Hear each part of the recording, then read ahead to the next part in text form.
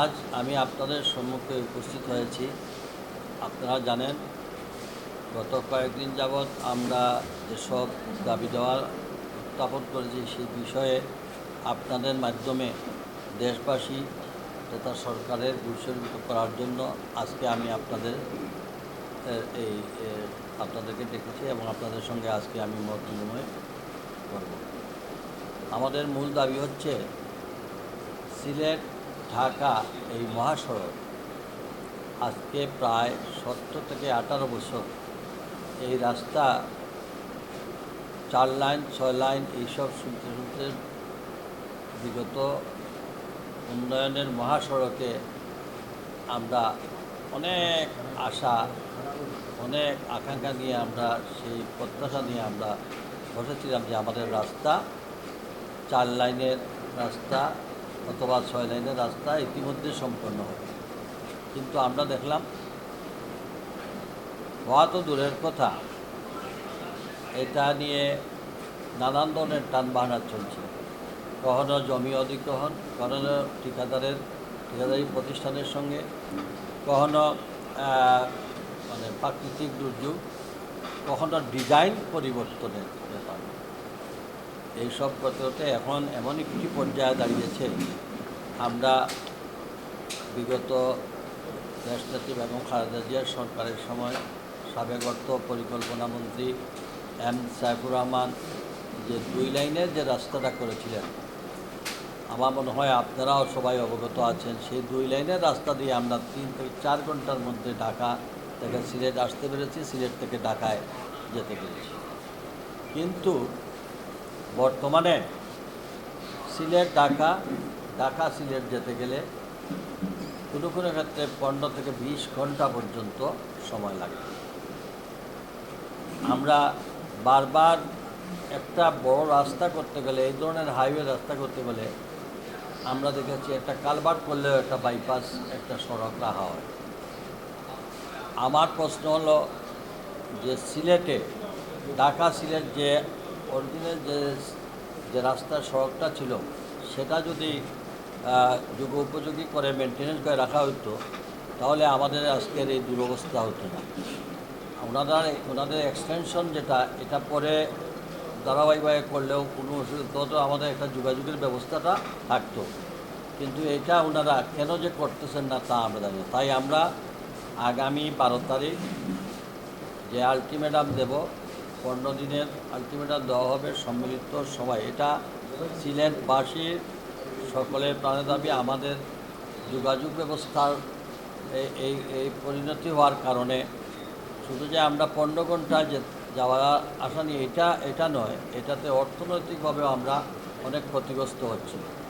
যেমন পণ্য আসা যাওয়ার ক্ষেত্রে এই যে দীর্ঘ সময় লেগে যাচ্ছে, এর জন্য পরিবহনের যে ক্যারিং চার্জ এটা 2 গুণ 3 গুণ হয়ে যাওয়াতে আমাদের যে দ্রব্যমূল্য, যেটা আমাদের শাক সবজি মাছ তরকারি যেটা নিত্য প্রয়োজনীয় জিনিসের দাম সাধারণ মানুষের ক্রয় ক্ষমতার বাইরে চলে গেছে। আমাদের এই ঘটনার পরে আমরা সেদিন দেখলাম যোগাযোগ উপদেষ্টা নিজেই ব্রাহ্মণবাড়িয়া এসে উনি আর গাড়ি নিয়ে যেতে পারেন না, শেষে উনি মোটর সাইকেলে চলে গেছেন। আমরা আশা করেছিলাম যে ওই দিন গিয়েই তিনি একটি ঘোষণা, অন্ততপক্ষে সরকারের দায়িত্বশীল অবস্থান থেকে উনি একটা আমাদেরকে আশ্বস্ত করলেন। কিন্তু এখন পর্যন্ত তার কোনো সিদ্ধান্ত আমরা পাইনি। দ্বিতীয়ত হচ্ছে রেল লাইন যোগাযোগের আমি ক্রমান্বয়ে বলছি, ঢাকা সড়ক এটা যেমন আর অল্টারনেটিভ কোনো রাস্তা না থাকায় আমাদের যেতে হয় কিসে, রেলওয়ে। এই রেলওয়ে বাংলাদেশের সব অঞ্চলে রেলওয়ের আমূল পরিবর্তন করা হলেও সিলেটের সেই ব্রিটিশ আমলের যে রেল লাইন, সে রেল লাইনের অনেকগুলো ব্রিজ প্রায় আপনারা দেখেন রেল লাইনচ্যুত হয় এবং অ্যাক্সিডেন্ট অব্যাহত থাকে। এটার পরেও আমাদের রেল মন্ত্রণালয় এই সিলেট ঢাকা সিলেট এই রুটে ডাবল লাইন তো দূরের কথা, রেল লাইন সংস্কার তো দূরের কথা, সিলেটের জন্য নতুন একটা রেল লাইনের সিদ্ধান্ত দেওয়ার পর এটা আমাদেরকে বাদ দিয়ে অন্য অঞ্চলের জন্য বরাদ্দ দেওয়া হয়েছে। কেন আমাদের থেকে আপনারা বঞ্চিত করবেন? এবং এখন এরপরে রেলওয়ের আরেকটা দুরবস্থা হলো যে টিকিট, আমরা বলা হচ্ছে ডিজিটাল টিকিট। ডিজিটালি যেভাবে এই টিকিটটাকে মানে যখনই আমরা কল করলাম তখনই বলা হয় যে টিকিট সেল হয়ে গেছে। এটা একটা কালোবাজারি গ্রুপ আছে যারা আগেই টিকিট সেলার দেখায়, এরপরে দেখা যায় আমাদেরকে বিভিন্ন দালাল চক্রের মাধ্যমে আমাদের এটা ক্রয় করতে। এটা বারবার বলা সত্ত্বেও সরকারের বিভিন্ন গোয়েন্দা সংস্থা থেকে শুরু করে দুদক প্রত্যেকে এটা অনুসন্ধান করলে এটা সুরাহা হইতো, কিন্তু এখন পর্যন্ত কেউ এটা দেখে না। আমরা জানতে চাই যে আমাদের এই যে প্রশাসনিক এই সিদ্ধান্তগুলা নিশ্চয়ই সরকারের দায়িত্বশীল জায়গা থেকে যার যার দায়িত্ব সেটা পালন করা উচিত। এবার আসেন, রেল লাইন তো শেষ হলো, আমরা আরেকটি বাহন যেখানে আমরা বিমানে যোগাযোগ দিই, সেই বিমানে দেখা যায় যে কুরবানির গরুহাটের গরুর দাম যেভাবে সকালে একটা, দুপুরে একটা, রাত্রে একটা হয়, আমাদের Biman air Asia, US Bangla, Novo air, যাটাই বলি, বাংলাদেশ বিমান সকালের এক রেট, দুপুরে আরেক রেট, বিকালে আরেক রেট, এবং হইতে হইতে একই টিকিটের রেট 14,000 থেকে 16,000 পর্যন্ত চলে যায় মাঝে। এই যে বৈষম্য, এই বৈষম্য বাংলাদেশে ঢাকা, চিটাগাং, ঢাকা, রাজশাহী, ঢাকা, সৈয়দপুর এই ক্ষেত্রে তো হচ্ছে না। এবং ঢাকা সিলেটের আমাদের ফ্লাইট জয়টাই দিচ্ছেন, প্রত্যেকটা ফ্লাইটে তারা ফুলফিল মানে প্যাসেঞ্জার একদম ফুল থাকে। আমাদের আরেকটা রুট যেটা ঢাকা থেকে শরীয়তপুর যতটা ফ্লাইট যায়, সিলেট থেকে ঢাকায় অতটা ফ্লাইট আমাদের আসে না। অতএব এবং বাণিজ্যিক ক্ষেত্রে আমাদের চিটাগাং যাওয়ার প্রয়োজন, চিটাগাংয়ে ঢাকা চিটাগাং রুটে আমাদের বিমান চালু হওয়া দরকার ছিল। কেন আমাদের সিলেট চিটাগাং আমাদের থাকা দরকার। ইভেন প্রয়োজনে সিলেট কক্সবাজার হইলেও তো আরও ভালো। যারা আসে, যারা সিলেট ট্যুরিজম শেষ করে কক্সবাজারে গেল, এটা দেশের জন্য তো অর্থনীতি ভালো। সিলেট আমাদের দাবি হলো সিলেট চিটাগাং, সিলেট ঢাকা রুটে বিমান অধিক বা অন্যান্য বিমানের ফ্লাইট চালু করা, এবং বিমানের টিকিটের ব্যাপারে লুকোচুরি না করে ফিক্স একটা কর্তৃপক্ষ, যেহেতু বাংলাদেশ বেসামরিক বিমান চলাচলের উপদেষ্টা আছেন, যেখানে আমরা আমন্ত্রণ করবো আপনারা এটা নিয়ে বসে একটা শর্ট আউট করা দরকার, যে কত টাকা আপনারা সেল দেবেন। সেটা এখন ইচ্ছা মতো প্লেনের ফ্লাকচুয়েট করাটা সাধারণ জনগণের কাছে একটা অস্বাভাবিক হয়ে পড়েছে। আর আমরা নিরুপায় কোনো পেশেন্ট যদি অসুস্থ হয়, হায়ার সেন্টারে নিতে গেলে 10-15 ঘন্টা সময়ের ব্যবধানে আমাদের অনেক ক্ষতি হয়ে যায়। সেই ক্ষেত্রে যোগাযোগ ব্যবস্থার এই অবনতির কারণে এখন আমাদের দেওয়াল পিঠে থেকে গেছে। পরবর্তীতে বাংলাদেশের অর্থনৈতিক ক্ষেত্রেও এর একটা বিপর্যয় আছে। আমি একটা পরিসংখ্যান দিয়ে আপনাদেরকে বলতে যাচ্ছি। যেমন সিলেটের খনিজ সম্পদ, বালু এবং পাথর, বালু এবং 125টি বাগানে উৎপাদিত চা, বিশাল জলভূমি, মাছ, পচনশীল দ্রব্য, সরকারি বেসরকারি কারখানা এবং যে লাভার সিমেন্টের এই পণ্যগুলো তো আমরা যাওয়ার জাতীয় রাজস্ব ক্ষেত্রে তো এটা বিরাট ভূমিকা রাখে। সেই পণ্যগুলো তো যেতে পারছে, এবং এটা মানে এর ক্ষতিটা তো দেশের রাষ্ট্রের হচ্ছে, সরকারের হচ্ছে। তো এইটা চালু আমার মনে হয় এই রাস্তাটার জন্য এটা করা একান্ত প্রয়োজন। তৃতীয় যে জিনিসটা হচ্ছে আমাদের যে সিলেট বিগত 2022 সালের বন্যায় যে ক্ষতিগ্রস্ত হয়েছে, আপনাদের মিডিয়ার মাধ্যমে বিভিন্ন সময় তা প্রকাশিত হয়েছে।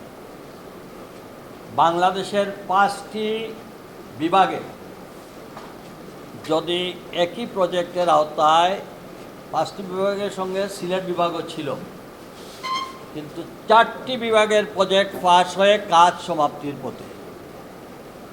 আর সিলেট বিভাগের স্থানীয় সরকার মন্ত্রণালয়ে আমি এটা খবর পাওয়ার পরে কপিটা নিয়ে তাড়াহুড়া করে বিভিন্ন মন্ত্রণালয়ে ঘোরাঘুরি করে এখন এটা স্থানীয় সরকার মন্ত্রণালয়ের প্ল্যানিং সেকশনের উপসচিবের পর্যন্ত গিয়েছে। কিন্তু এটা হয়ে গেছে আজকে 5 থেকে 7 দিন। এটা ইমিডিয়েট চলে গেলে এটা যদি আমাদের প্ল্যানিং পরিকল্পনা মন্ত্রণালয় যেত, তাহলে এই একটাকে হয়তো সেটা ওঠার সুযোগ থাকত। এটা হলে পরে সারা সিলেট বিভাগে যতটা উপজেলার সঙ্গে আপনারা দেখেন, সিলেট বিভাগে এমন কোনো উপজেলা নাই যে উপজেলার রাস্তাটা ভালো। বিগত 17-18 বছরে অনেক কোনো রাস্তাঘাট দেখা যায়, আপনি দেখেন কোনো একটা উপজেলায় সড়কের সঙ্গে উপজেলার সঙ্গে ইউনিয়নের যোগাযোগ ভালো না, উপজেলার সঙ্গে সদরের যোগাযোগ ব্যবস্থা ভালো না। কেন? এটা 5টা বিভাগের মধ্যে 4টি বিভাগ কমপ্লিট হয়ে যায়, আর 5টা সিলেট বিভাগের এটা কী হলো, এখন পর্যন্ত ওই মন্ত্রণালয়ের ফাইল ঘোরাঘুরি করছে। এটা একটা বৈষম্য। আরেকটা বৈষম্য আমি আপনাদের কাছে তুলে ধরতেছি রিসেন্টলি, যে আমরা যে বারবার বলি যে বাংলাদেশ সরকারের স্থানীয় সরকার পল্লী উন্নয়ন সমবায় মন্ত্রণালয়ে যে 20 আশ্বিন মানে 5 অক্টোবর যে বরাদ্দ, সাধারণ বরাদ্দ যেটা দেওয়া হয় প্রতি বছরে, সেই সাধারণ বরাদ্দে সিলেট হচ্ছে সর্বনিম্ন। আপনারা দেখেন, ঢাকা দক্ষিণ সিটি কর্পোরেশন পেয়েছে 13 কোটি সামথিং, ঢাকা উত্তর সিটি কর্পোরেশন 12 কোটি সামথিং, চট্টগ্রাম সিটি কর্পোরেশন 20 কোটি সামথিং, খুলনা সিটি কর্পোরেশন 5 কোটি সামথিং, রাজশাহী সিটি কর্পোরেশন 5 কোটি সামথিং, এরপরে রাজশাহী সিটি কর্পোরেশন 5 কোটি সামথিং, সিলেট সিটি কর্পোরেশন 3 কোটি, এরপরে রংপুর সিটি কর্পোরেশন 5 কোটি, ময়মনসিংহ সিটি কর্পোরেশন 5 কোটি সামথিং। এই সিলেটটি বাংলাদেশের অন্যান্য সিটির তুলনায় সিলেট সিটির ইম্পর্টেন্ট এবং পর্যটন নগরী এই সিলেট। এইটাতে জনসংখ্যার দিক থেকেও রাজশাহী থেকে সিলেটে বেশি। আমরা রাজশাহীকে দিয়েছেন বা চিটাং অন্যান্য দিয়েছেন, তাতে আমরা বেদার না, কিন্তু এই ডিভিশনের এই সিটি কর্পোরেশনকে কেন এই ধরনের তফাৎ রাখা হলো? আরেকটা এক্সাম্পল দিচ্ছি, আপনারা সবাই মিডিয়ার মাধ্যমে লেখালেখি করেন, সিলেটে ভূমিকম্প জোনের জন্য বলা হয়েছে যাতে ডিপ টিউবওয়েলকে নিরুৎসাহিত করার জন্য, যাতে বোরিং না হয়। এখন ডে বাই ডে বোরিং করতে করতে এমনভাবে সমস্ত শহর, মানে যে কোনো সময় যদি আল্লাহ না করুক আর্থকুইক হয়, তো এই বিপর্যয় যেটা আসবে সেটা তো আল্লাহ ছাড়া আর কেউ বলতে পারবে না। আমাদের প্রখ্যাত প্রকৌশলী প্রফেসর জামিল রাজা সাহেব আমাদেরকে অ্যাডভাইস করে দিয়ে গেছেন। তিনি আমার সময় ওনাকে আমরা প্রধান উপদেষ্টা নিয়েছিলাম, তিনি অ্যাডভাইস করে গিয়েছিলেন যে সারফেস ওয়াটার থেকে নেওয়া হোক, বোরিং করে পানি যাতে না করা হয়, এটা নিরুৎসাহিত করার জন্য। আমরা অনেক অ্যাসেসমেন্ট করে টেঙ্গের খালকে বেছে নিয়ে বাংলাদেশের সরকারের যত পরিকল্পনা সব কিছু নিয়ে ডিপিপি ফাইনাল করে সব যখন পিটিগুটি সব অ্যাপ্রুভ হয়ে গেল, আজ থেকে 7-8 বছর আগের কথা বলতেছি, সেটা মন্ত্রণালয়ে ফাইনাল হওয়ার সময় যখন একটাকে পাস করবে, তখন তৎকালীন স্থানীয় সরকার মন্ত্রী লিখে দিলেন এটা ওয়াসা হলে পরে করা হবে। আমাদেরকে ওয়াসা, সিলেটে ওয়াসা স্থাপিত হয়েছে বলে একটা আপনারা নিউজ করেছিলেন, চেয়ারম্যান হয়েছিলেন ডাক্তার প্রফেসর হাফিজ সাহেব। এই চেয়ারম্যান পর্যন্তই শেষ, এই ফাইল এই অবস্থায় থেকেছে। তখন আমাদের এটা খরচ দেওয়া হয়েছিল 5,000 সামথিং, কিন্তু একটা ট্রিটমেন্ট প্ল্যান মানে কমপ্লিট করতে গেলে 5 থেকে 7 বছর প্রয়োজন। জমি অধিগ্রহণের বিষয় আছে অনেকে। তখন যা প্রসেস করে যেটা ফাইনাল করা হলো, এই সিদ্ধান্তের কারণে আমাদের এটা আর হলো না। এখন সিলেটে 27টা ওয়ার্ডের পরিবর্তে এখন 42টা ওয়ার্ড নেওয়া হয়েছে। জনসংখ্যা এখন 12 লক্ষর কাছাকাছি। তো এই ক্ষেত্রে পানির সমস্যা দিন দিন মানুষের প্রয়োজন। সেখানে আপনারা দেখতেছেন যে পানির সংকট সব সময়, এর মানে আয়রন সিলেটে বেশি। আপনি বিশুদ্ধ খাবার পানি আমরা সার্ভিস দিতে পারতেছি। এইটারে আবার রিভাইজ করার জন্য আমি সেদিন আবার এদেরকে বলে দরখাস্ত দিয়ে এলাম, এইটা যেটা হয়েছে এটাকেই প্রসেস করে আবার শুরু করা হোক। এটা শুরু করলেও বা এটা কমপ্লিট করতে আরও 5-7 বছর লাগবে। কিন্তু এই যে খরার সময়, যদি এখন ক্লাইমেট চেঞ্জ হয়ে গেছে, খরার সময় চেঞ্জ হয়ে গেলে আমরা কিন্তু পানির সংকট, পেট্রোলের দাম থেকে পানির দাম সিলেটে বেশি হবে। এই অবস্থা থেকে আমরা পরিত্রাণ আমাদের দেখার কেউ নেই। এটা ওই মন্ত্রণালয়, স্থানীয় সরকার মন্ত্রণালয়ে পেন্ডিং অবস্থায় আছে। আরেকটা প্রজেক্ট সিলেট সিটি কর্পোরেশনের ছিল, যেটা জলবদ্ধতা নিরসনের জন্য। এখন ঠিকাদারদেরকে আমরা কাজ করে নিয়ে ফেলছি, কিন্তু জলবদ্ধতার ফান্ড এবং ওইটা রিভাইজ কমিটি, ওইটা এখন পর্যন্ত এই সচিব মহোদয়ের দপ্তরেই পড়ে আছে।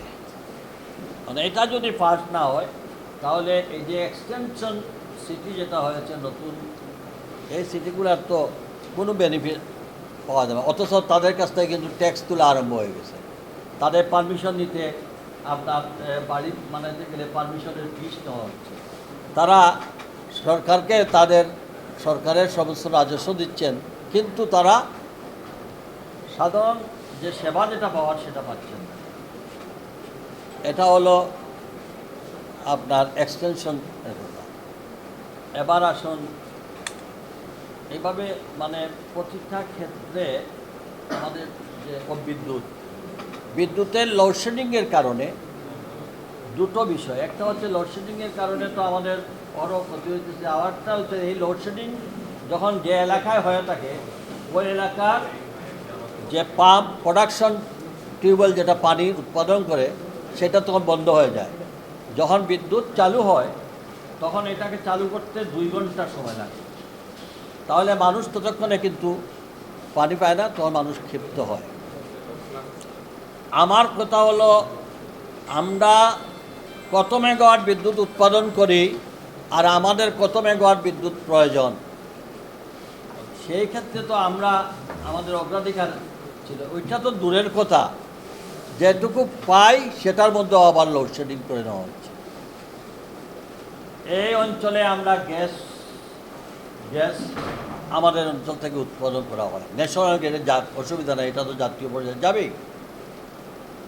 কিন্তু আমাদের বাসা বাড়িতে গ্যাস লাইন ওনারা বন্ধ করে দিল আইন করে।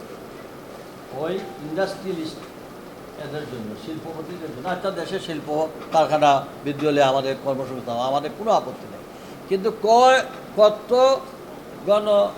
সেফটি গ্যাস ব্যবহার হবে যদি আমাদের হাউস দেওয়া হয়? অত্যন্ত অল্প। এবং এটা সব জায়গায় আছে, যেখানে যে জিনিস খনিজ পাওয়া যায় সেখানে এলাকার জন্য একটা প্রায়োরিটি দেওয়া হয়। ওই আমাদের তো দেওয়া হচ্ছে না। এখান থেকে যে কোটি কোটি টাকার তেল, গ্যাস এগুলা যে আপনার লরি করে যাবে, আপনার তো যেটা নিতে যাচ্ছেন ওইটাও তো আপনারা রাস্তা ঠিক না হলে এগুলা যেতে পারে, এটাও তো ক্ষতির সম্মুখীন হচ্ছে। আমাদের তো এটাতে কোনো রয়্যালিটি আমাদের অন্যান্য দেশে কিন্তু যেখানে যেটা তার এলাকার ডেভেলপমেন্টের জন্য রয়্যালিটি দেয় বিভিন্ন স্থানীয় সরকারের বিভিন্ন ডেভেলপমেন্ট, সেটাও তো আমরা পাচ্ছি না।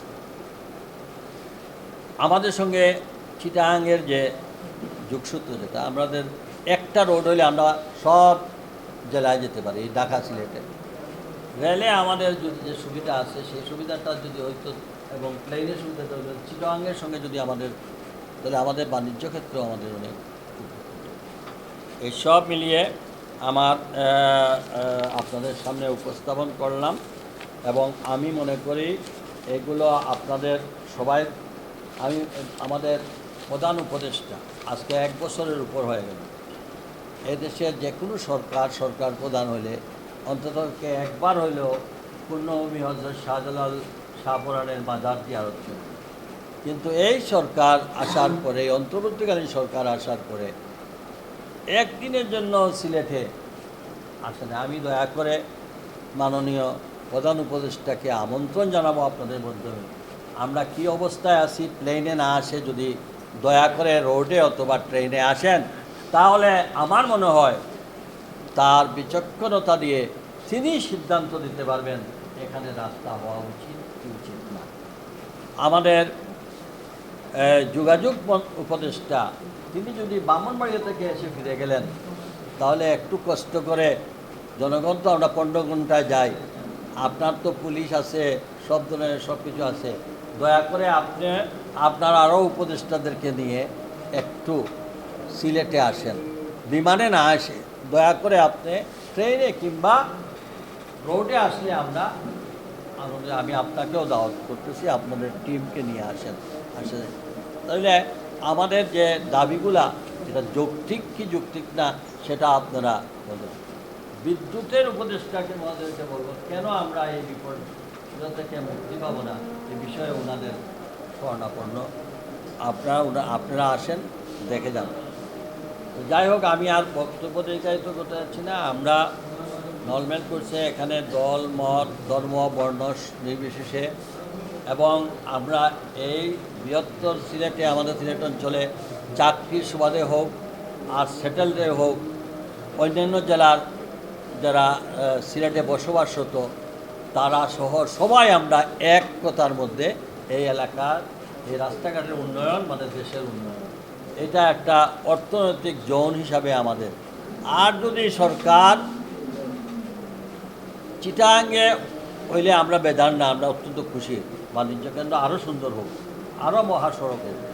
কিন্তু উপদেষ্টা নিজে যান, বরাদ্দ ওনাদের সব কিছুতে থাকে, বৈষম্যটা ওই জায়গায়, ওইখানে 20 কোটি পাইলে সিলেট 5 কোটি কি পাবে না।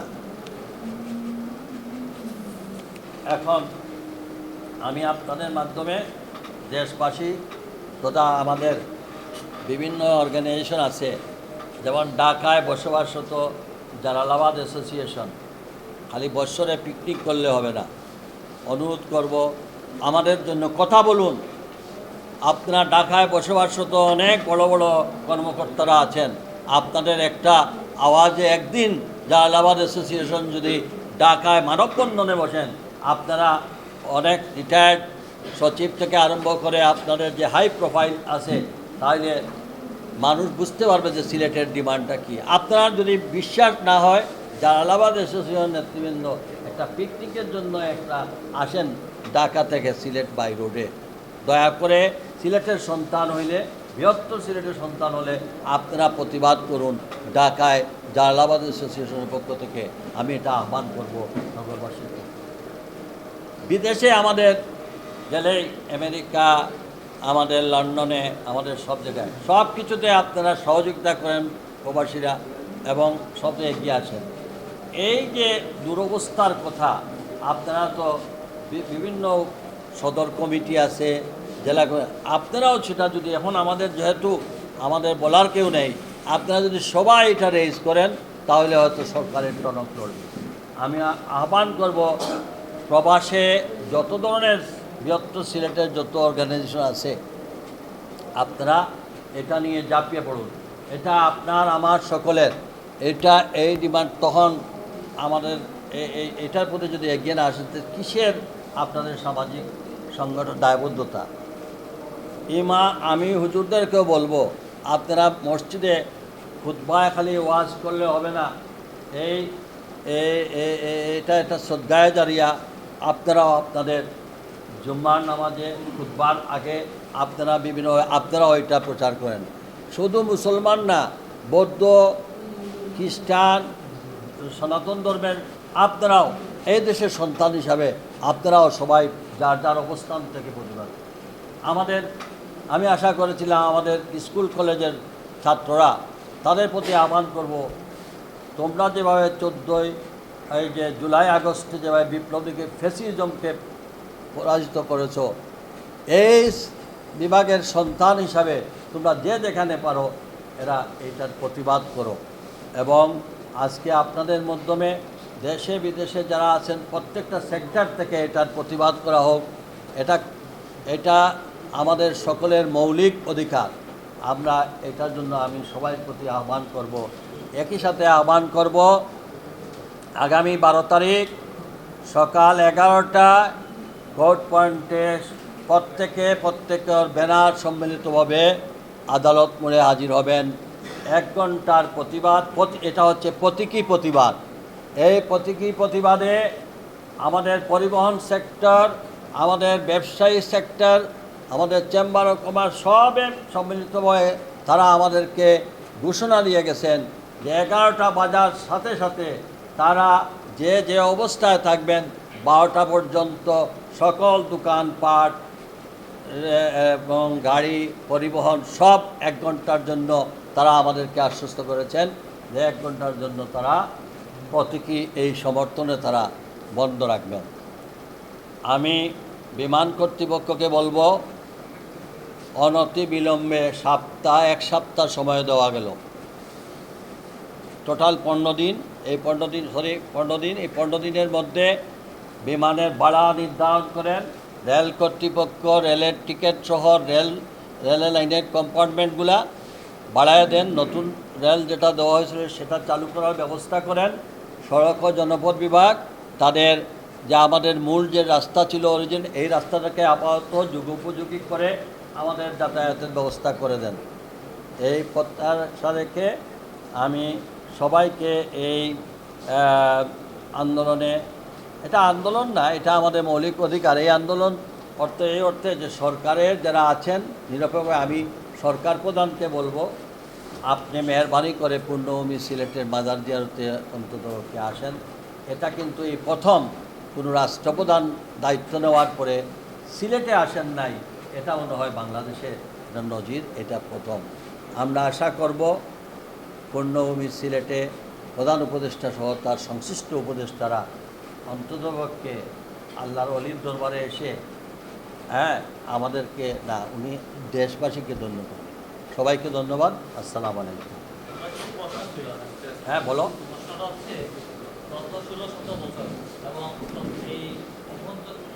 অন্তর্বর্তীকালীন সরকারেরও 1-1.5 বছর হয়ে গেছে।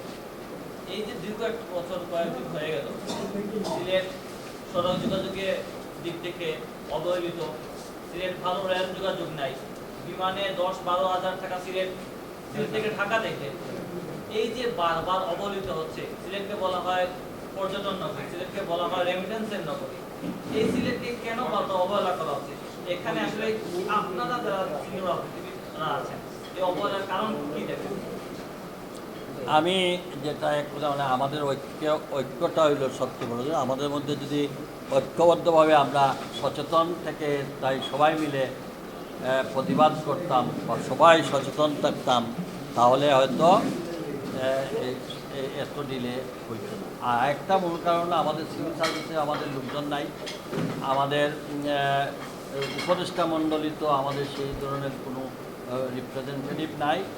কাজে এটা একটা ওই সময়ে তো সারা দেশব্যাপী যেটা হয়েছে, এটা তো আপনারাই সাক্ষী, 70 বছরে দৃশ্যমান কোনো কিছু আপনারা কেউ দেখাইতে পারবে না সিলেট অঞ্চলের উন্নয়ন হয়েছে। তারা এক কথা বলে সিলেটের সব লোক ধনী। আরে লন্ডন সব লন্ডনই, what do you mean by লন্ডনিয়া? সবাই সিলেটে ধনী। আপনি গ্রামের অঞ্চলে যান, আমার জকিগঞ্জ যান, খানাইঘাট যান, মালাগঞ্জ যান, উসমানীনগরের ভিতরে যান, হ্যাঁ ওই যে সুনামগঞ্জে যান, গোয়াইনঘাটে যান, হবিগঞ্জে যান, মৌলিবাজারে গ্রাম অঞ্চলে যান। আরে ভাই শহরে কতজন বাস করে দেখেন, সারা দেশব্যাপী। এটা হচ্ছে আমাদের নির্লিপ্ততা, আমাদের দুর্বলতা। এবার আমরা এই যেটা হয়েছে, এটা যদি আনএনিমাস ইউনাইটেড থাকা হয়, অবশ্যই সরকার এটা মানতে বাধ্য। আমার মনে হয় বিবেকবান সরকার হলে নির্দলীয় নিরপেক্ষ মানে অন্তর্বর্তীকালীন সরকারের উপর তাদের তো কোনো পলিটিক্যাল মোটিভ নেই। সো আমার বিশ্বাস তারা এটা দেখবেন। আপনি যে কর্মসূচি ঘোষণা করছেন 12 তারিখ জাতীয় টিকাদান কর্মসূচি আছে, আপনার কর্মসূচির পাশেই 2-3টা টিকাদান কেন্দ্র আছে। এই কর্মসূচি কি টিকাদান কেন্দ্র কোনো ব্যাঘাত ঘটাইবে কিনা? টিকাদান কর্মসূচি এটা চলমান প্রক্রিয়া, এটা কোনো অসুবিধা হওয়ার কোনো কারণ নাই। আমরা তো এই সময়ের মধ্যে কোনো কিছু বলি না যে টিকা দেখা বন্ধ করো। টিকা যাতে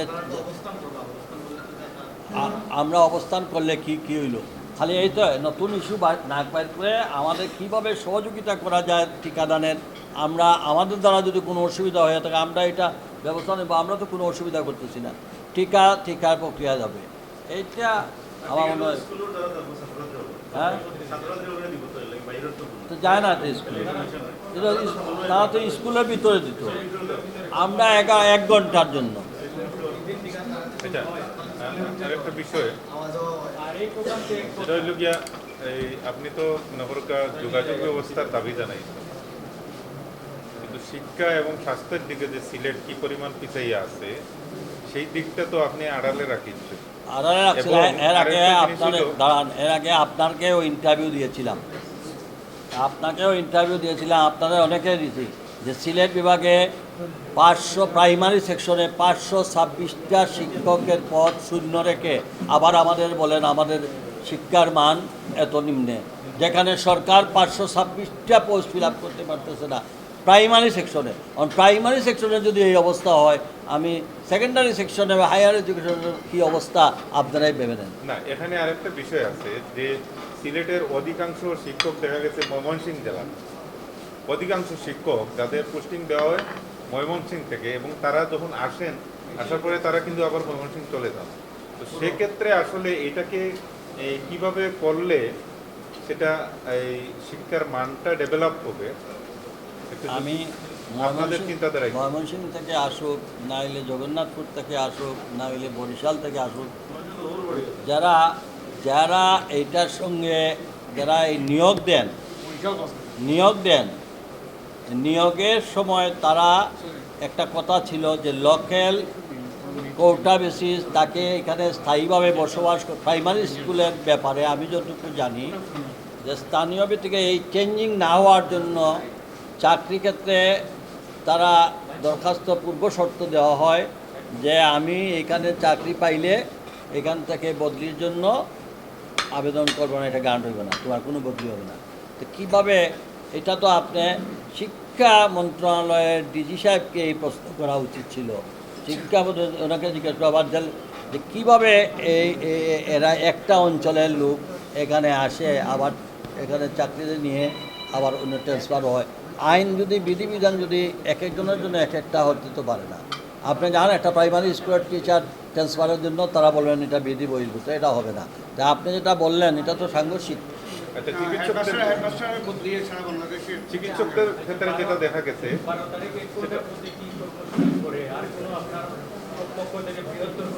ডেফিনেটলি 12 তারিখে আমরা একটা আলটিমেটাম দেবই, একটা বার বেঁধে দেবো, এতদিনের ভিতরে যদি ওনারা এটা না করেন পরবর্তী কর্মসূচি আমরা ঘোষণা করব। আচ্ছা, ফেসবুকে আপনার একটা কর্মসূচি ভাইরাল হয়ে গেছে, সেটা হচ্ছে কি আপনি নাকি হরতালে ডাক দিচ্ছেন, এটা কবে দিলেন, কিভাবে দিলেন? আমরা তো হরতালে ডাক দিই না, কে হরতাল? ফেসবুকে পড়ে গেছে এটা যে এরা যারা আমাদের এই ঐক্যকে, সিলেক্টের এই যে লেজিসলেটিভ ডিমান্ড, এই ডিমান্ডকে অন্য খাতে প্রবাহিত করার জন্য, বিভ্রান্তি করার জন্য আমরা কোনো হরতাল আমরা বলছি কালেক্টরে ভবনে কোর্ট পয়েন্টের সামনে 11টা থেকে 12টায় 1 ঘন্টা প্রতীকী অবস্থান নিয়ে আমরা সরকারকে আমাদের অবস্থানের কথা জানাবো। আর ওই সময় পরিবহন সেক্টরের তারা এবং ব্যবসায়ী মহল তারা বলছেন আমরা একাত্মতা ঘোষণা করে ওই 1 ঘন্টার জন্য আমরা বন্ধ রাখবো, এটা তাদের ব্যাপার, আমরা তো কোনো কর্মসূচি নেই। আচ্ছা, প্রবাসী অগলোর ব্যাপারে যে মনে করুন প্রবাসী অগলে তো দেশের রেমিটেন্সও যেটা রেমিটেন্স যোদ্ধা হিসেবে যেটা ইয়ে করে এবং সিলেটটাই সবচেয়ে বেশি রেমিটেন্স দেয়। তো সেক্ষেত্রে মনে করুন যে সিলেটের উন্নয়ন যেহেতু বাধাগ্রস্ত, প্রবাসী অগলোর কিটা আহ্বান জানাই বা যে রেমিটেন্স আমি বলছিলাম তো সরকারে যদি কয়েন যে সিলেটের ক্ষেত্রে টান টান টেকা নাই, তাহলে সরকারের ঘোষণার লোক আমরা ভিক্ষা চাইমু, আমরা প্রবাসী ভাই বন্ধুদের কাছে তোমরা যে যত পারো আমরা রাস্তা আমরা আমরা সরকারে কোকা যে সিলেটের এটা কাছে আমাদের টেকা নাই। আমি আবার বলবো আমার যে ভাই বোন যারা আছে সারা বিশ্বে ছড়ে যেটা আমরা আমাদের সম্পদ দিয়ে যতক্ষণ পারি আমরা করব, এটা কোকা যে আমরা পারলাম না।